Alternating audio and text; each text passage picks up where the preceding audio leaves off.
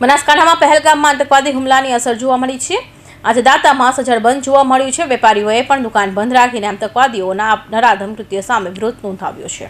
બનાસકાંઠામાં પહેલગામ આતંકવાદી હુમલાની અસર જોવા મળી છે। દાંતા તાલુકામાં પણ સ્થાનિકોએ વિરોધ નોંધાવતા 3 ગામના લોકોએ બંધ પાડ્યો છે। પહેલગામ આતંકી હુમલાને લઈ ગામના લોકોમાં આક્રોશ જોવા મળ્યો। બજારના વેપારીઓ સહિત સ્થાનિકોએ પણ બજાર બંધને સમર્થન આપ્યું છે। વેપારીઓનું કહેવું છે કે વારંવાર આ રીતે થતા આતંકી હુમલાને કારણે નિર્દોષ લોકોના મોત થાય છે, એટલે ભવિષ્યમાં ફરી આતંકીઓ આવા ઘાતકી હુમલા ના કરે, માટે ભારત સરકાર આ ઘટનાને લઈ જવાબદારને જવાબતોડ જવાબ આપવો જોઈએ। અમે સરકારની સાથે છીએ।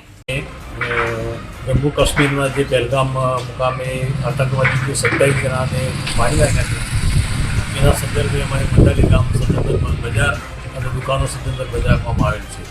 બાજુના મંડાલી અડાર ગામે પણ બાજુમાં બંધ રાખવામાં આવેલ છે અને અમારી માંગ છે કે આજે આતંકવાદી છે સખતમાં સખત સજા।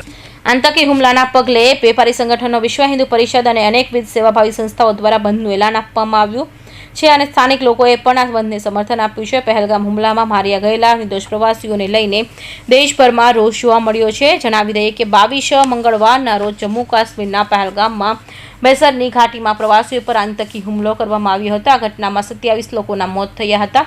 આતંકીઓએ પ્રવાસીઓ પર હુમલો કરતા પહેલા તેમનો ધર્મ પૂછ્યો હતો અને તેમને કલમ વાંચવાનું કહ્યું હતું। આતંકીઓએ ચોક્કસ ધર્મના લોકોને નિશાન બનાવતા નાગરિકો સહિત દિગ્ગજ હસ્તીઓએ પહેલગામની ઘટનાને વખોડી હતી।